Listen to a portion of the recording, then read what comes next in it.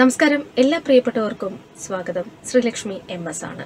ഇന്ന് എന്നോടൊപ്പമുള്ള അതിഥി പരിസ്ഥിതി പ്രവർത്തകനും എഴുത്തുകാരനും അതോടൊപ്പം തന്നെ നമുക്ക് എല്ലാം തന്നെ ഒരുപാട് കാര്യങ്ങൾ അറിയേണ്ടതുമായിട്ടുള്ള വ്യക്തിത്വമാണ് ശ്രീ ഹരി കുറുശ്ശേരിയാണ്. സ്വാഗതം ചെയ്യുന്നു അദ്ദേഹത്തിൻ്റെ ഞാൻ പരിപാടിയിലേക്ക് സ്വാഗതം. അപ്പോൾ സാറിനെ കുറിച്ച് പറയുകയാണെങ്കിൽ ഒരു 3 തലമുറയുടെ കഥ പറയേണ്ടി വരും അല്ലേ? 3 തലമുറയ്ക്കാണ് എഴുത്തുമായി ബന്ധമുള്ളത്. അപ്പൊ അതിലേക്ക് നമുക്ക് വരുന്നതിന് മുമ്പ് ഞാൻ ആദ്യം പറഞ്ഞ പോലെ ഒരു പത്രപ്രവർത്തകനാണ്, അതോടൊപ്പം തന്നെ എഴുത്തുകാരനാണ്, പരിസ്ഥിതി പ്രവർത്തകനാണ്. ഇതിൽ ഏറ്റവും പ്രധാനം ശാസ്താംകോട്ട തടാകത്തിന്റെ സംരക്ഷണവുമായി ബന്ധപ്പെട്ടുള്ള സമിതിയുടെ ജനറൽ സെക്രട്ടറി കൂടിയാണ് അല്ലെ? ജനറൽ കൺവീനറാണ്. എങ്ങനെയാണോ നമ്മുടെ ഒരു പരിസ്ഥിതി പ്രവർത്തകൻ എന്ന നിലയിൽ ഈ ഒരു ശാസ്താംകോട്ട തടാകത്തെ കുറിച്ചുള്ള പ്രവർത്തനങ്ങളൊക്കെ? ജനറൽ കൺവീനറായിട്ട് ഞാൻ തിരഞ്ഞെടുക്കപ്പെട്ട ഒരു ഭാരവാഹിത്വത്തിലേക്ക് വരുന്നത് ഈ അടുത്ത കാലത്താണ്. ഞങ്ങളുടെ പ്രിയപ്പെട്ട തടാക സംരക്ഷണ സമിതിയുടെ ജനറൽ കൺവീനറായിരുന്നു, ചെയർമാനുമായിരുന്നു കെ കരുണാകരൻപിള്ള സാറിന്റെ മരണത്തിന് ശേഷം ഈ സ്ഥാനം ഏറ്റെടുക്കേണ്ടി വരികയായിരുന്നു. അതിനു മുമ്പ് എല്ലാ കാര്യത്തിലും അതിന്റെ പ്രധാനപ്പെട്ട കാര്യങ്ങൾ തീരുമാനമെടുക്കുന്നതിന് എല്ലാം ഒപ്പം നിൽക്കുകയും പത്രത്തിലൂടെ മറ്റു മാധ്യമങ്ങളെ പ്രോത്സാഹിപ്പിക്കുന്നതിലൂടെ അങ്ങനെ പല രീതിയിലും അതിന്റെ കാര്യങ്ങൾ ചെയ്തിരുന്നതാണ്. അപ്പൊ തടാക സംരക്ഷണവുമായിട്ട് ബന്ധപ്പെട്ടും പടിഞ്ഞാറേക്കല്ലടയിലെ പരിസ്ഥിതി, അങ്ങനെ ഇത് എൻ്റെ എഴുത്തുമായിട്ട് ബന്ധപ്പെട്ട് പടിഞ്ഞാറേക്കല്ലടയിലെ കരമണൽ ഖനനവുമായിട്ട് ബന്ധപ്പെട്ടുള്ള ഒരു പുസ്തകം തന്നെ, മണലാഴം എന്ന് പറഞ്ഞൊരു പുസ്തകം ഞാൻ 2015 എഴുതിയിട്ടുണ്ടായിരുന്നു. അത് ഈ എൻ്റെ പരിസ്ഥിതിയുമായി ബന്ധപ്പെട്ട് കിടക്കുന്ന കാര്യങ്ങൾ, തടാക സംരക്ഷണത്തിന് വേണ്ടി ഞങ്ങൾ നടത്തിയ സമരങ്ങളും കരമണൽ ഖനനത്തിനെതിരെ നടത്തിയ നീക്കങ്ങളും എല്ലാം ചേർത്തിട്ടുള്ള ഒരു പുസ്തകമായിരുന്നു. അങ്ങനെയാണ് പരിസ്ഥിതി ആദ്യം തൊട്ടേ പരിസ്ഥിതി രംഗത്ത് ഉണ്ട്. ഇപ്പൊ അതിന്റെ ഒരു ഭാരവാഹിത്വം ഏറ്റെടുത്തതുകൊണ്ട് ഇങ്ങനെ. നമ്മുടെ ഏറ്റവും വലിയൊരു ശുദ്ധജല തടാകമാണ് ശരിക്കും ശാസ്താംകോട്ട തടാകം. പക്ഷേ എന്തുകൊണ്ടാണ് അതിന്റെ ഒരു പ്രയോജനം നമുക്ക് ഇപ്പോൾ ലഭിക്കാതെ പോകുന്ന ഒരു സാഹചര്യം ഇത്രയും നാളും നിന്നതിൽ നിന്ന് സാർ മനസ്സിലാക്കും? അല്ല, ഞങ്ങള് സമരത്തിൽ അന്ന് പ്രധാനപ്പെട്ട ഒരു കാര്യം എന്ന് പറയുന്നത് ഈ ശാസ്താംകോട്ട തടാകത്തിനെ ഒരു കാലത്ത് ഏറ്റവും ഉപ്പിന്റെ അംശമില്ലാത്ത ശുദ്ധജലം എന്നുള്ളതാണ്. അത് ഇപ്പോൾ അത് ഇന്റർനാഷണൽ റാംസർ സൈറ്റും കൂടെയാണ്. അപ്പോൾ അത് ശരിക്കും നമുക്ക് കുറച്ച് പേർക്ക് നമ്മുടെ കിണറ്റിൽ നിന്ന് ജലം കൊടുക്കാൻ പറ്റും. അത് കഴിഞ്ഞിട്ട് പിന്നെ അതിൻ്റെ അയലത്തുള്ള കുറച്ച് പേർക്ക് ബുദ്ധിമുട്ടൊന്നും അവർക്ക് കൊടുക്കാൻ പറ്റും. പക്ഷെ ഒരു ഗ്രാമത്തിന് മുഴുക്കെ നമ്മൾ കിണറ്റിൽ നിന്ന് ജലം കൊടുക്കേണ്ടി വരുന്നു എന്നുള്ളൊരു സാഹചര്യമാണ് ശാസ്താംകോട്ട നേരിട്ടത്. അപ്പോൾ ശാസ്താംകോട്ടയിൽ ആദ്യം ചവറയ്ക്ക് മാത്രമുള്ള ഒരു ജലപദ്ധതിയായിരുന്നു. അത് പിന്നെ നമ്മുടെ ഇപ്പോൾ ഈ കൊല്ലം നഗരം മുഴുവനായി. ഇപ്പോൾ ഏകദേശം പ്രതിദിനം 5 ലക്ഷം മുകളിൽ ആൾക്കാർക്ക് ജലം കൊടുക്കുന്നുണ്ട്. ശാസ്താംകോട്ട തടാകത്തിൽ നിന്നും 3.5-4 കോടി ലിറ്റർ ജലം പ്രതിദിനം എടുക്കുന്നുണ്ട്. ഇത് അമിതമായ ചൂഷണമാണ്. ഇത്ര എടുക്കാൻ പറ്റില്ല എന്ന് പറഞ്ഞിട്ടായിരുന്നു നമ്മുടെ ഒരു സമരം നേരത്തെ നടന്നിരുന്നതും. തടാകം അമിതമായിട്ട് വറ്റി, അപ്പോൾ വേനലാകുമ്പോൾ ഫെബ്രുവരി കഴിയുമ്പോഴത്തേനും വറ്റുകയും ചെയ്യും. അങ്ങനെ അതിനെതിരെയുള്ള സമരങ്ങളും നിരാഹാരമടക്കമുള്ള സമരങ്ങൾ നടന്നിരുന്നു. അതിന്റെ ഭാഗമായിട്ട് പിന്നെ ഉണ്ടായ തീരുമാനമാണ് MAP, മാനേജ്മെന്റ് ആക്ഷൻ പ്ലാൻ രൂപീകരിക്കുകയും അതുകൂടാതെ ശാസ്താംകോട്ടയിലെ ജലോപഭോഗം കുറയ്ക്കാൻ വേണ്ടിയിട്ട് പുതിയൊരു പദ്ധതി, ഞാങ്കടവ് പദ്ധതി എന്ന് പറയുന്നത് വന്നത്. അതിപ്പം അതിന്റെ നടപ്പിലാക്കലിന്റെ വക്കത്ത് നിൽക്കുകയാണ്. അപ്പോൾ ഏതാനും ഒരു റോഡ് ക്രോസിങ്ങിന്റെ മാത്രം കാരണം കൊണ്ടാണ് ഈ വേനലിലും ആ വെള്ളം ഇവിടേക്ക് വരാൻ. അത് കല്ലട ആറിൽ നിന്ന് എടുക്കുന്ന വെള്ളമാണ്. അപ്പം അത് എടുക്കുമ്പോൾ ഒരുപക്ഷെ ശാസ്താംകോട്ട തടാകത്തിന്റെ ഉപഭോഗം പകുതിയെങ്കിലും കുറയ്ക്കാം, ഒരുപക്ഷെ വേനലിലെങ്കിലും കുറച്ചു വെക്കാൻ പറ്റും. അപ്പൊ അത് വറ്റിപ്പോകരുത് എന്നുള്ള ഇതാണ്. മാലിന്യം പലപ്പോഴും തള്ളുന്നതായിട്ടും ഒക്കെ ഇടം പിടിക്കാറുണ്ട് നമ്മുടെ ശാസ്താംകോട്ട തടാകം അല്ലേ?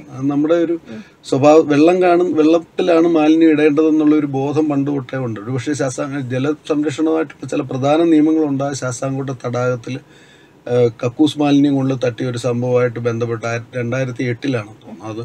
അതിനെ തുടർന്ന് NK പ്രേമചന്ദ്രൻ അന്ന് ഇടപെട്ടാണ് അങ്ങനെ ഒരു നിയമം തന്നെ, ജലസംരക്ഷണത്തിന്റെ ഒരു നിയമം തന്നെ വന്നത്. ശാസ്താംകോട്ട ബേസ് ചെയ്താണ്. ഇപ്പൊ എങ്ങനെയാണ് നമ്മുടെ ശാസ്താംകോട്ട തടാകത്തിന്റെ ഒരു അവസ്ഥ? ശരിക്കും പറഞ്ഞാൽ അതിനൊരു പുതുജീവൻ ലഭിച്ചതായി തോന്നുന്നുണ്ട് സാറിന്റെ? പുതുജീവൻ എന്ന് പറയുമ്പോൾ ഇപ്പോഴ് അതിന്റെ ചുറ്റുമുള്ള ആൾക്കാർ അതിനെ അങ്ങനെ അമിതമായി മലിനീകരിക്കുന്നത് നമുക്ക് പറയാൻ കഴിയില്ല. എങ്കിലും ചില പ്രശ്നങ്ങൾ ചിലയിടത്തുന്നുണ്ട്. നാച്ചുറൽ ആയത് ശാസ്താംകോട്ട, ഭരണിക്കാവ് ടൗണുകളിലെ മാലിന്യങ്ങൾ എത്തുന്നുണ്ട്.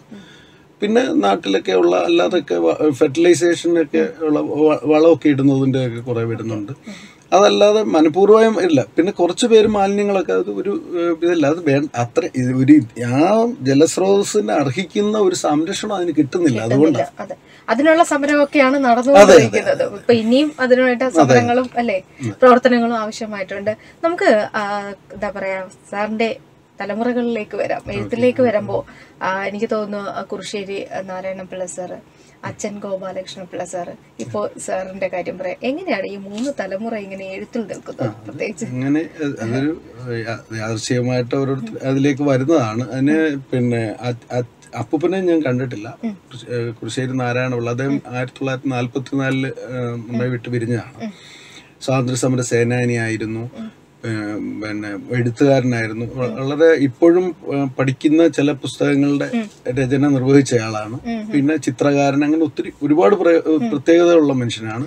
ചട്ടമ്പി സ്വാമികളുടെ ചിത്രം അതായത് ചോദിക്കാൻ പറ്റില്ല, ചിത്രകാരൻ എന്ന് പറയുമ്പോൾ ഏക ചിത്രം അല്ലേ? ചട്ടമ്പി സ്വാമിയുടെ ചിത്രകാരൻ എന്നുള്ളതല്ല, ഫോട്ടോഗ്രാഫർ. അന്ന് കൊല്ലത്ത് 2 പേർക്ക് ക്യാമറ ഉണ്ടായിരുന്നുള്ളൂ. അതിൽ ഒന്ന് പുള്ളിയായിരുന്നു, കുമ്പളത്ത് ശങ്കുപിള്ള, ശരീരനായ കുമ്പളത്ത് ശങ്കുപിള്ള. ഈ ചട്ടമ്പി സ്വാമികളുടെ സമാധി സമയത്ത് അപ്പൂപ്പനെ വിളിച്ചു വരുത്തിയിട്ട്, അപ്പൂപ്പൻ സ്വാതന്ത്ര്യ സമര പ്രാസംഗികനും അങ്ങനെ കുമ്പളത്തിന്റെ ഒരു സന്തത സഹചാരിയായിരുന്നു. ക്യാമറ ഉണ്ടായിരുന്നുകൊണ്ട് അന്ന് വിളിച്ചു വരുത്തി അവർ ഫോട്ടോ എടുത്തു എന്നുള്ളതാണ്. അതാണ് അതിന്റെ കഥ. ആ ഫോട്ടോ നമ്മുടെ വീട്ടിൽ ചരിത്രമായിട്ട് സൂക്ഷിക്കുകയാണ് അല്ലേ? ഓക്കെ. അപ്പൊ അതേപോലെ തന്നെയാണ് എനിക്ക് തോന്നുന്നു കാളിദാസന്റെ കൃതികൾ പലതും വിവർത്തനം ചെയ്തിട്ടുള്ളത്. അത് അച്ഛനാണ്. അച്ഛൻ കാളിദാസന്റെ കൃതികൾ പലതും അല്ല, കാളിദാസന്റെ നമ്മൾ കണ്ടെടുക്കപ്പെട്ടിട്ടുള്ള കാളിദാസന്റെ 7 കൃതികളാണ്. ഈ 7ഉം അച്ഛൻ ട്രാൻസ്ലേറ്റ് ചെയ്ത് മലയാളത്തിലേക്ക്. അങ്ങനെ ഒരു പ്രത്യേകത ഉള്ളത് അച്ഛന് മാത്രമാണ്. കാര്യം വേറെ ആരും അങ്ങനെ മുഴുവനായിട്ട് ഒരാൾ മുഴുവനും ട്രാൻസ്ലേറ്റ് ചെയ്തിട്ടില്ല. അത് അച്ഛന്റെ ഒരു പ്രത്യേകത. അച്ഛൻ പെൻഷൻ ശേഷം അധ്യാപകനായിരുന്നു, സംസ്കൃത പണ്ഡിതനും അധ്യാപകനുമായിരുന്നു. പെൻഷൻ ആയതിനു ശേഷമാണ് അദ്ദേഹം ഇതൊരു അസാധാരണമായ ഒരു രാത്രിയിലൊക്കെ 2 മണിവരെയൊക്കെ നമ്മൾ പിടിച്ചെഴുന്നേൽപ്പിച്ച് കൊണ്ടുകിടത്തി ഉറക്കണം. അതേ രീതിയിൽ ഭയങ്കര വർക്ക് നടത്തിയിട്ടാണ് 2015 അത് ഭാഷാ ഇൻസ്റ്റിറ്റ്യൂട്ട് ഒരുമിച്ച് ഒരു ഒറ്റ പുസ്തകമായിട്ട് കാളിദാസ സർവസ്വം എന്നും പറഞ്ഞ് ഇറക്കിയിട്ടുണ്ട്. ഭാഷാ കാളിദാസ സർവസ്വം. അപ്പോൾ അതൊരു വലിയ പുസ്തകമായിട്ട് ഇറങ്ങി. അത് അദ്ദേഹത്തിന്റെ ഒരു വലിയ വർക്കായിരുന്നു. അതിനുശേഷം അദ്ദേഹം കുറെ ശ്രദ്ധയിൽപ്പെട്ടു. പക്ഷെ അങ്ങനെ വലിയ ഒരു അല്ലാതെ ഒറ്റ കവിതകളും ഒക്കെ ധാരാളം എഴുതിയിട്ടുണ്ട്. അങ്ങനെ ഈ മണലാഴം അതുപോലെ ഇംഗ്ലീഷിലേക്ക്, അതെ, മണലാഴം ഇംഗ്ലീഷിലേക്ക് വന്നിട്ടുണ്ട്. മണലാഴം പരിസ്ഥിതിയും ഭിന്നശേഷിയിലുള്ള ഒരു നായകൻ പരിസ്ഥിതി പ്രവർത്തനത്തിൽ ഇറങ്ങി പടിഞ്ഞാറേക്കല്ലറയുടെ ഒരു ഇതാണ്. മണ്ണിട എന്ന് പറയുന്ന ഒരു ഗ്രാമത്തിലെ ആളുകളെ തിരുത്തി അതിനുവേണ്ടി ആ സമരം നടത്തി അവിടുത്തെ ഈ വലിയ ഖനനത്തിനെതിരെ സമരമായിട്ട് പോകുന്നതാണ്. അത് പോയി വിജയിച്ചു എന്ന് വിചാരിച്ച് മടങ്ങുന്നതും. പക്ഷെ യഥാർത്ഥത്തിൽ അങ്ങനെയുള്ള ഈ പരിസ്ഥിതി പ്രവർത്തകരൊന്നും വിജയിക്കുന്നില്ല. അവർ യഥാർത്ഥത്തിൽ ദുഃഖകരമായ അവരതിൻ്റെ അപ്പുറത്ത് പരാജയപ്പെടുകയാണെന്ന് കാണിക്കുന്ന ഒരു നോവലാണ്. നന്നായിട്ട് വായിക്കപ്പെടി. ഒരുപാട് ഇതൊക്കെ അവാർഡ് കിട്ടി. ബഷീർ അവാർഡ് കിട്ടിയിരുന്നു. അത് ഇംഗ്ലീഷിലേക്ക് അത് ഒരു താല്പര്യപ്പെട്ട ഒരു ഗ്രൂപ്പ് വന്നു. അത് ഇംഗ്ലീഷിൽ ഇതും വന്നിട്ടുണ്ട്, ഇംഗ്ലീഷ് വിവർത്തനവും വന്നിട്ടുണ്ട്. ഈ പുസ്തകം മലയാളം കുട്ടികൾക്ക് പഠിക്കാനായിട്ട് ഡിഗ്രിക്ക് പഠിക്കാനുണ്ട്. ഇതിന്റെ 2 സബ്ജക്റ്റ്, ഒന്ന് പരിസ്ഥിതി, പിന്നെ 2 ശരിക്കും 3 സബ്ജക്റ്റ് ഉണ്ട്. ഒന്ന് പരിസ്ഥിതി, ഒന്ന് നമ്മുടെ ലോക്കൽ ലാംഗ്വേജ്, കൊല്ലത്തിന്റെ ലാംഗ്വേജ്, പിന്നൊന്ന് ഈ ഭിന്നശേഷിയുടെ. ഈ 3 ഇതിൽ ഈ 2 കാര്യങ്ങൾ, അതായത് കൊല്ലത്തിന്റെ ലാംഗ്വേജും കൊല്ലത്തിന്റെ ഒരു അന്തരീക്ഷവും എന്നുള്ള രീതിയിലും ഭിന്നശേഷി എന്നുള്ള രീതിയിലും 2 റിസർച്ച്, 2 ശരിക്കും 3 റിസർച്ച് നടക്കുന്നുണ്ട്. ഒരാൾ ഡോക്ടറേറ്റ് എടുത്തു കഴിഞ്ഞു, ഭിന്നശേഷി നായകൻ ആയിട്ട് വരുന്ന ഒരു ബുക്ക് എന്നുള്ള തലത്തിൽ അതിനെപ്പറ്റി പറഞ്ഞുകൊണ്ടുള്ള ഒരു ഡോക്ടറേറ്റ് ഡോക്ടർ ജയകുമാർ എടുത്തിട്ടുണ്ട്.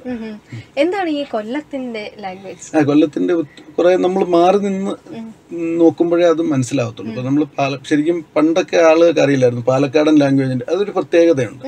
അത് നമുക്ക് കുറെ പറഞ്ഞു വരുമ്പോൾ ചിലപ്പോൾ നമ്മുടെ സംസാരത്തിൽ അറിയാതെ അത് കയറി വരുമെങ്കിലും മാറി നിന്നിട്ട് അത് ഞാൻ ഈ മണലാഴത്തിന് വേണ്ടിയിട്ട് ചിലയിടത്തൊക്കെ ആളുകൾ കൂടി നിൽക്കുന്നിടത്തൊക്കെ ലോക്കലായിട്ടുള്ള ആളുകൾ കൂടി നിൽക്കുന്നിടത്ത് മാറി നിന്നിട്ട് ഒന്നും മിണ്ടാതെ അവിടെ ഇരുന്നിട്ട് ഇങ്ങനെ റൈറ്റ് ഡൗൺ ചെയ്തെടുക്കുകയോ അല്ലെങ്കിൽ റെക്കോർഡ് ചെയ്തെടുക്കുകയൊക്കെ ചെയ്തിട്ടാണ് അത് ശരിക്കും ഒരു അത് ആ പുസ്തകം വായിച്ചാൽ മനസ്സിലാവും. നമുക്ക് ഇപ്പം നമ്മൾ അങ്ങനെ ഉപയോഗിക്കാത്ത ഒരുപാട് ഇപ്പൊ നമ്മൾ അതിപ്പോ ഉദാഹരണത്തിന് നമ്മൾ ഈ ഇന എന്ന് ഒക്കെ പറയുന്നൊരു വാക്കുണ്ട്. ഇന എന്ന് പറഞ്ഞാൽ സ്ത്രീക്ക് ഉള്ള ഒരു പദമാണ്. ഇന നമ്മുടെ അഷ്ടമുടിക്കാലിന്റെ ചുറ്റും അല്ലെങ്കിൽ ഈ ഒരു ഏരിയയിലുള്ളവർ എന്താ ഇന എന്നൊക്കെ ചോദിക്കാറുണ്ട്. പക്ഷെ അതിപ്പം നമ്മുടെ ഒരു കുട്ടികൾക്ക് സീരിയൽ കണ്ടു വളരുന്ന കുട്ടികൾക്ക് പ്രത്യേകിച്ച് അവർക്കാർക്ക് ഒരു വള്ളുവനാടൻ ഭാഷയായിരിക്കും സംസാരിക്കും. അപ്പൊ നമ്മൾ അങ്ങനെയുള്ള അതുപോലെ തന്നെ ഞാൻ ശരിക്കും അതൊരു എന്നാലും കുറെ അധികം വാക്കുകൾ നമ്മളെ ഈ തരത്തിലുണ്ട്. ആ ഒരൊറ്റ കാരണം കൊണ്ട് തന്നെ അതൊന്ന് റിസർച്ച് ചെയ്യപ്പെടേണ്ടതാണെന്ന് പറഞ്ഞിട്ടുള്ളവരുണ്ട്. ഒരുപാട് പേരുണ്ട്. ഓക്കെ സാറിന് അതുപോലെ സംസ്കൃതത്തിലും പാണ്ഡിത്യമുണ്ട്. ഞാൻ അഗാധമായ പാണ്ഡിത്യമുണ്ടെന്ന് പറഞ്ഞ അതങ്ങനെ പറയണ്ടെന്ന് എന്നോട് പറഞ്ഞിരുന്നു. പക്ഷെ എങ്കിലും സംസ്കൃതത്തിലുള്ള അറിവിന് അത് അച്ഛനുമായിട്ടുള്ള കോൺവെർസേഷൻ, അച്ഛനുമായിട്ട് എപ്പോഴും വീട്ടിലെപ്പോഴും അച്ഛൻ ഇങ്ങനെ എപ്പോഴും സംസ്കൃത പദങ്ങൾ അതിനെ ഉദാഹരിക്കുക, അങ്ങനെ ഒരു രീതിയായിരുന്നു. എൻ്റെ ആദ്യത്തെ ബുക്ക് ശരിക്കും അച്ഛനുമായിട്ട് ചേർന്ന് വിരഹി എന്ന് പറയുന്ന മേഘസന്ദേശത്തിന്റെ അച്ഛൻ എഴുതിയ ഒരു മേഘസന്ദേശ പരിഭാഷയുടെ ഗദ്യം തയ്യാറാക്കിക്കൊണ്ടാണ് ഞാൻ ശരിക്കും ആദ്യം ഒരു പുസ്തക രചനയിലേക്ക് തിരിയുന്നത്. അതെന്ന് വെച്ചാൽ കുറെ കൂടെ ആളുകൾക്ക് മനസ്സിലാകണമെന്നുള്ള ഒരു രീതിയിൽ അങ്ങനെ മേഘസന്ദേശത്തിന്റെ പരിഭാഷയായിട്ട് അച്ഛൻ വിരഹി എന്ന് പറയുന്ന പദ്യവിവർത്തനം എഴുതിയപ്പോൾ അതിനോടൊപ്പം ഒരു ഗദ്യം എന്നുള്ള രീതിയിൽ അതിനെ ഈ അതിനകത്ത് അത് കൂടാതെ ഞങ്ങൾ എൻ്റെ സഹോദരിമാരുണ്ട്, സോഹ, ശുഭ, ഹരി, ഞങ്ങൾ 3 പേര്. ഞങ്ങൾക്ക് 3 പേര് അക്ഷരശ്ലോകവുമായിട്ട് ബന്ധപ്പെട്ട് കൊച്ചുനാളിലെ സ്റ്റേറ്റ് വൈഡ് ഞങ്ങൾ മത്സരിക്കുകയും സമ്മാനങ്ങൾ വാങ്ങുകയും ചെയ്തിട്ടുണ്ട്. അക്ഷരശ്ലോകം ഞങ്ങൾക്കൊരു അന്നൊക്കെ ഒരു 10,000 100 ശ്ലോകങ്ങൾ കാണാതെ പഠിച്ചിട്ടാണ് ഇതിന് മത്സരത്തിന് പോകുന്നത്. അന്ന് ഏറ്റവും കൂടുതൽ അങ്ങനെ അതിന് സംസ്കൃതവും മലയാളവും കാണാതെ പഠിച്ചിട്ടുണ്ട് ഒരുപാട്. ഇപ്പം നാരായണീയത്തിലായാലും അങ്ങനെ എല്ലാം വിക്രമോർവശി എല്ലാം ഇങ്ങനെ കാണാതെ പഠിക്കും. കാണാതെ പഠിക്കുക എന്ന് വെച്ചാൽ അന്ന് ഇതിന്റെ അർത്ഥം അറിഞ്ഞിട്ടൊന്നും അല്ല പഠിക്കുക ഒരു ഈണത്തിൽ ഇത് ചൊല്ലുക. നമുക്ക് ഒരു ഇത് കിട്ടിയാൽ അതിനെ നമ്മൾ അച്ചിടുക എന്നാണ് പറയുന്നത്. അച്ചിടാതെ മുമ്പോട്ട് പോകാൻ വേണ്ടിയാണ് ഈ 100 ശ്ലോകങ്ങൾ പഠിച്ചു വെക്കുന്നത്. അതിൽ നിന്നൊരു കഴിവ് ഉണ്ടായിട്ടുണ്ടാവും. പിന്നെ അച്ഛൻ്റെ ഈ സംസാരത്തിൽ നിന്നും ഈ എന്തൊരു സാധനം അദ്ദേഹം ഒരു ശ്ലോകത്തിൽ കൂടെ ഉദാഹരിക്കുകയാണ് ചെയ്യുന്നത്. അച്ഛൻ കഴിഞ്ഞ ഒക്ടോബർ 2 മരിച്ചുപോയി. ശരിക്കും നമുക്കൊരു ശരിക്കും ഒരു എൻസൈക്ലോപീഡിയ നഷ്ടപ്പെട്ട പോലെയാണ്. സംസ്കൃതത്തെ എന്ത് കാര്യവും ചോദിച്ച് പെട്ടെന്ന് അറിയാനുള്ള ഒരുപാട് പേര് അച്ഛനെ ആശ്രയിക്കുന്നുണ്ടായിരുന്നു. അങ്ങനെ ഓക്കെ. അപ്പം ശരിക്കും പറഞ്ഞാൽ സാറിന്റെ എഴുത്തിനുള്ളൊരു പ്രചോദനം അച്ഛൻ തന്നെയായിരുന്നു. അതെ, വീട്ടിൽ അങ്ങനെ ഒരു അന്തരീക്ഷമുണ്ട് എന്ന് വിചാരിച്ചിട്ട് അച്ഛനും എനിക്ക് ശരിക്കും അച്ഛൻ്റെ ഒരു സ്റ്റൈലല്ല. ശരിക്കും അമ്മ ഒരുപാട് പരന്ന വായനയുള്ള ഒരാളായിരുന്നു. എൻ്റെ കുട്ടിക്കാലത്ത് തൊട്ട് അമ്മ ശരിക്കും പുസ്തകങ്ങൾ, അതായത് തകഴിയുടെ കയർ പോലുള്ള വലിയ പുസ്തകങ്ങളൊക്കെ വീട്ടിലെടുത്ത് വെച്ച് വായിക്കുന്നുണ്ട്. അങ്ങനെ ഇത് കാണുമ്പോൾ ഇതിനൊന്നും ഒരു കാര്യമില്ലാതെ ഞാൻ വായിച്ചിട്ടുണ്ട്. മനസ്സിലാകാതെ പോലും പലതും വായിച്ച് പഠിക്കുക. അങ്ങനെ വന്ന് അച്ഛൻ ഞാൻ പറയുകയും ചെയ്തു, അച്ഛൻ റിട്ടയർമെന്റിന് ശേഷം അതുവരെ അധ്യാപനത്തിലായിരുന്നു, അല്ലാതെ എന്തെങ്കിലും ചെറിയ ലേഖനങ്ങളൊക്കെ അല്ലാതെ അങ്ങനെ വലിയ എഴുത്തുകളിലേക്ക് അച്ഛൻ പോയിട്ടില്ല. പക്ഷെ അമ്മ നന്നായിട്ട് വായിക്കുമായിരുന്നു. അമ്മയുടെ പുസ്തകങ്ങൾ അമ്മ വായിക്കുന്നതിൻ്റെ കൂട്ടത്തിൽ ഞാൻ വായിച്ച് എനിക്ക് കുട്ടികളിലെ ഒരു വായന അങ്ങനെ എഴുത്തുകാരനാവണമെന്നുള്ളൊരു മോഹമുണ്ട്. പക്ഷെ അത് എത്തിയെന്ന് പറയാം. കാര്യം ഞാൻ എഴുത്ത് സ്റ്റോപ്പ് ചെയ്ത് 2019 ചോപ്പ് എന്ന് പറയുന്ന മണലാഴം കഴിഞ്ഞിട്ട് ചോപ്പ് എന്ന് പറയുന്ന നോവൽ എഴുതിയതിന് ശേഷം ഞാൻ പിന്നെ എഴുതിയിട്ടില്ല. അത് വേണമെങ്കിൽ അടുത്ത ഒരു ഇതായിട്ട് പറയാം, എന്തുകൊണ്ട് എഴുതാതിരിക്കുന്നു. അതാണ് എന്തുകൊണ്ട് എഴുതാതിരിക്കുന്നു. അതായത് കാര്യം നമ്മൾ ഇപ്പോ ഹരികുറുശ്ശേരി എന്ന് പറയുന്ന ഒരാൾ എഴുതാതിരുന്നുകൊണ്ട് ഒന്നും സംഭവിക്കുന്നില്ല എന്നുള്ള ഒരു അന്തരീക്ഷമാണ് നമ്മുടെ നാട്ടിലുള്ളത്. നമുക്ക് അങ്ങനെ എഴുത്തുകാരൻ എന്ന് പറയുമ്പം ഒരാളോട് ആവശ്യപ്പെട്ട് അല്ലെങ്കിൽ അതിനുവേണ്ടി കുറെ ആൾക്കാരുണ്ടാവണം എന്നുള്ള, അപ്പം അങ്ങനെ അത് കാത്തിരിക്കുന്നത് ഇപ്പൊ ശരിക്കും പറഞ്ഞാൽ ഇത്തരം സാമൂഹ്യ പ്രവർത്തനങ്ങൾക്ക് കൂടുതൽ പ്രാധാന്യം നൽകുന്നത് ഒരു കാരണമാണ്. അല്ല, അത് കാരണം ഞാൻ പത്രപ്രവർത്തനത്തിൽ എപ്പോഴും ഉണ്ട്. എനിക്കൊരു ഓൺലൈൻ മീഡിയ ഉണ്ട്. അത് കൂടാതെ ഞാൻ എപ്പോഴും ഞാൻ സജീവമായിട്ടുണ്ട്, രംഗത്തുണ്ട്. എങ്കിലും ഈ എഴുത്തിനെ സംബന്ധിച്ചുള്ള ഒരു പെയിൻഫുള്ളായ കാര്യം എന്ന് പറഞ്ഞാൽ വളരെ ദുഃഖകരമായ കാര്യം, ഞാനല്ല, എന്നെ പോലെ ഒരുപാട് ആൾക്കാരുണ്ട്, ഞാൻ അതിന്റെ ഇങ്ങേയറ്റത്ത് നിൽക്കുന്ന ആളാണ്. ഒരു വേണ്ടത്ര പ്രോത്സാഹനം നമുക്ക് സമൂഹത്തിൽ നിന്നും, അല്ലെങ്കിൽ ഇപ്പം പ്രസാധകര് അല്ലെങ്കിൽ ഈ ബുക്ക് എന്തായാലും പറയുന്നത് അത്തരം എഴുത്തിനെ സ്ട്രീം ചെയ്യുന്ന ഇപ്പം വീക്കിലി വാരികകൾ അങ്ങനെയുള്ളിടത്തൊന്നും അങ്ങനെ ഒരു ഇതില്ല. എല്ലാവരും ഇപ്പോഴും നമ്മൾ വലിയ പഴയ പ്രാമുഖ്യമുള്ള ആൾക്കാർക്ക് ഇപ്പോഴും അവാർഡ് കൊടുത്ത് തീർന്നിട്ടില്ല, അല്ലെങ്കിൽ അവരോട് ഉള്ള പുതിയ ആളുകളെ അല്ലെങ്കിൽ പ്രോത്സാഹിപ്പിക്കുന്ന ഒരു നയം എങ്ങും ഉണ്ടാവുന്നില്ല. അപ്പൊ എപ്പോഴും ആളുകൾ നോക്കുന്ന എപ്പോഴും ഈ വെളുത്ത മുണ്ടിനെ തടുക്കിടുക എന്ന് പറയുന്ന ഒരു പ്രയോഗം തന്നെ നമ്മുടെ നാട്ടിലുണ്ട്. അതായത് നേരത്തെ എസ്റ്റാബ്ലിഷ്ഡ് ആയിട്ടുള്ള ആളുകൾക്ക് വേണ്ടി മാത്രമേ എപ്പോഴും അവർക്ക് വേണ്ടി വേദികൾ, അവർക്ക് വേണ്ടി. അപ്പം അങ്ങനെ വരുമ്പം അതിനൊരു എന്തിന് എന്നെ സംബന്ധിച്ച് എനിക്കൊരു നഷ്ടമാണെന്നൊന്നും പറയാൻ പറ്റത്തില്ല. ആദ്യത്തെ പുസ്തകം തന്നെ ഇത്ര രീതിയിൽ അത് ശ്രദ്ധിക്കപ്പെട്ടിട്ടുണ്ട്. ഇതൊക്കെയാണെങ്കിലും എനിക്ക് പൊതുവെ അതിനകത്ത് അങ്ങനെയല്ല. ഇത് ശരിക്കും രണ്ടാമത്തെ ചോപ്പ് ഞാൻ ഏതാണ്ട് 4 വർഷം ശരിക്കും ശൂരനാട് സംഭവം എന്ന് പറയുന്നത് നമ്മുടെ കൊല്ലത്തെ ഒരു സംഭവമാണ്. അതിനകത്ത് ഇതേ ലാംഗ്വേജിന്റെ സാധ്യതകൾ ഞാൻ ഉപയോഗിച്ചിട്ടുണ്ട്. 1950 എങ്ങനെയായിരുന്നു കൊല്ലത്തെ ലാംഗ്വേജ് അത് ഞാൻ ഉപയോഗിച്ചിട്ടുണ്ട്. അങ്ങനെയൊക്കെ ഉള്ള ഒരു ബുദ്ധിമുട്ട് 4 വർഷം റിസർച്ച് ചെയ്തൊരു പുസ്തകമായിട്ട് നമ്മൾ ഒരു പ്രസാധകനെ സമീപിക്കുക. അപ്പൊ അങ്ങനെയൊക്കെ ഉള്ളതിനെല്ലാം ഇവർ നോക്കുമ്പോൾ നമ്മൾ ആളാരാണ്, എത്രമാത്രം പുള്ളിക്ക് ഗ്ലാമർ എഴുത്തിനകത്തുണ്ട്, ഇങ്ങനെ നോക്കിയിട്ട് അതിൻ്റെ അല്ലാതെ എഴുതിയത് എന്താണെന്നത് ഞാൻ മാത്രമല്ല ഞാൻ ഇങ്ങേയറ്റമാണെന്ന് പറഞ്ഞു. വേറെ ഒരുപാട് വളരെ ദുഃഖിക്കുന്ന ആൾക്കാരുണ്ട്. അവരുടെ ഈ ഇതെഴുത്തൊക്കെ ഇത്തിരി റിസ്ക് എടുക്കുക, ചിലപ്പോൾ അത്ര ഇതില്ലെങ്കിലും പല സാഹചര്യത്തിൽ എഴുതിയതും സൂക്ഷിച്ചതും വലിയ പ്രതീക്ഷയോടെ ചെയ്തതും. ഒരിക്കലും ഒരു എഴുത്തുകാരൻ ആ എഴുത്തുകൊണ്ട് വരുമാനം ഉണ്ടാക്കാൻ പറ്റിയൊരു സാഹചര്യം എനിക്ക് നമ്മുടെ മലയാളത്തിലുണ്ടെന്ന് തോന്നുന്നില്ല. വളരെ അപൂർവം ആൾക്കാർ മാത്രമേ അതിൽ കൂടെ മുമ്പോട്ട് പോകുന്നു. ഒരു പത്രപ്രവർത്തകനായിരുന്നു. അപ്പൊ അതുകൊണ്ട് തന്നെ ഒരു എഴുത്തുകാരനിലേക്ക് വരുമ്പോഴോ അല്ലെങ്കിൽ ഒരു പക്ഷേ നല്ല രീതിയിൽ സംസാരിക്കുന്നതിനും ഒക്കെ ഒരു പത്രപ്രവർത്തകൻ എന്ന് പറഞ്ഞ ഒരുപാട് അനുഭവങ്ങൾ നമുക്ക് പത്രപ്രവർത്തനവുമായിട്ട് ബന്ധപ്പെട്ട് പ്രധാനമായിട്ട് മണലാഴത്തിൽ ശ്രദ്ധിച്ചാൽ അറിയാം. അതൊരു അനുഭവം തന്നെ അതിനകത്ത് ഒരുപാട് കാര്യങ്ങൾ പത്രപ്രവർത്തന അനുഭവം അതിനകത്ത് നന്നായിട്ട് വരുന്നുണ്ട്. നമ്മൾ ഒരുപാട് താഴെ തട്ടിലുള്ള ജീവിതം നേരിട്ട് കാണേണ്ടി വരുന്നുണ്ട്. അത് പത്രപ്രവർത്തനവുമായിട്ട് ബന്ധപ്പെട്ട് ഒട്ടുമിക്ക ആൾക്കാർക്കും ഉണ്ടാവുന്ന ഒരു നേട്ടമാണ്. ചിലരത് എഴുത്തിലൂടെ പ്രകടിപ്പിക്കുന്ന അപൂർവ ആൾക്കാർ കാണും. പക്ഷെ ചിലത് പ്രകടിപ്പിച്ചില്ലെങ്കിലും അവരത്രയും അവരുടെ മനസ്സിൽ അത്രയും കാര്യങ്ങൾ ഉണ്ടാവും എന്നുള്ളതാണ്. അതിൽ ഞാൻ പറഞ്ഞത് എനിക്ക് അങ്ങനെ എണ്ണപ്പെട്ട ബുക്കുകളേ ഉള്ളൂ. വിരഹി ഉണ്ട്. വിരഹിക്കും ഒരു അവാർഡ് കിട്ടിയതാണ്. അച്ഛനും എനിക്കും കൂടാണ് അവാർഡ് കിട്ടിയത്. EV അവാർഡ് കിട്ടിയതാണ്. പിന്നെ മണലാഴം വന്നിട്ടുണ്ട്. മണലാഴത്തിന്റെ ട്രാൻസ്ലേഷൻ വന്നിട്ടുണ്ട്. പിന്നെ അത് കഴിഞ്ഞ് ചോപ്പ് ശൂരനാടിന്റെ രക്തഗാഥ എന്ന് പറയുന്നത് 2020 ഇറങ്ങിയത്.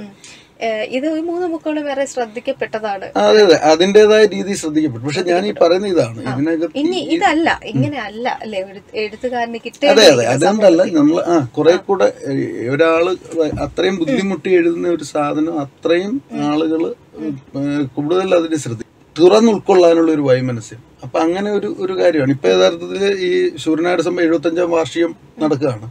ഈ സമയത്ത് പോലും അതിനെ ആ ഒരു തുറന്ന മനസ്സോടെ തൊട്ടടുത്തുള്ള ആളുകൾ പോലും അതിനെ സ്വീകരിച്ചിട്ടില്ല എന്നുള്ളതാണ്.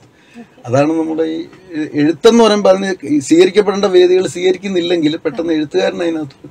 അപ്പൊ എന്തായാലും സാർ കുറച്ചു നാളായി എഴുതാതിരിക്കുന്നു. വീണ്ടും എഴുത്തിലോട്ട് വരട്ടെ എന്ന് തന്നെയാണ് ഞങ്ങൾ ആഗ്രഹിക്കുന്നത്. കാരണം ഒരുപാട് കാര്യങ്ങൾ പറയാനുണ്ട്. അല്ല, എനിക്ക് ആഗ്രഹമില്ല എന്നല്ല, ഏത് സമയം എഴുതും. പക്ഷെ ഞാനത് മനഃപൂർവ്വമായിട്ട് വേണ്ട എന്നിങ്ങനെ വെച്ചിരിക്കുകയാണ്. എപ്പോ വേണമെങ്കിലും അത് പൊട്ടിത്തെറി. കാരണം എഴുത്തെന്ന് പറയുന്നത് ഒരു പൊട്ടിത്തെറിയാണ്. സംഭവിച്ചുകൂടാ. മനസ്സിൽ തോന്നുന്ന കുറെ കാര്യങ്ങൾ പുറത്തു വന്നേക്കാം. എഴുത്തിലൂടെ അതോടൊപ്പം തന്നെ ഏറെ പ്രാധാന്യം അർഹിക്കുന്നതാണ് ശാസ്താംകോട്ട തടാകത്തിന്റെ സംരക്ഷണം എന്ന് പറയുന്നത്. അതിൽ കൂടുതൽ പ്രവർത്തനങ്ങൾ മുന്നോട്ട് പോകട്ടെ എന്ന് തന്നെ ആശംസിക്കുകയാണ്. അപ്പോൾ നമ്മുടെ പരിപാടിയുടെ സമയവും ഇവിടെ കഴിയുകയാണ്. വളരെ സന്തോഷമുണ്ട് സർ, കുറെ വിശേഷങ്ങൾ ഞങ്ങൾക്ക് അറിയാൻ സാധിച്ചതിനും കമ്മ്യൂണിറ്റി റേഡിയോ ബെൻസിന്റെ ക്ഷണം സ്വീകരിച്ചെത്തിയതിനും കമ്മ്യൂണിറ്റി റേഡിയോ ബെൻസിന് നന്ദി അറിയിക്കുകയാണ്.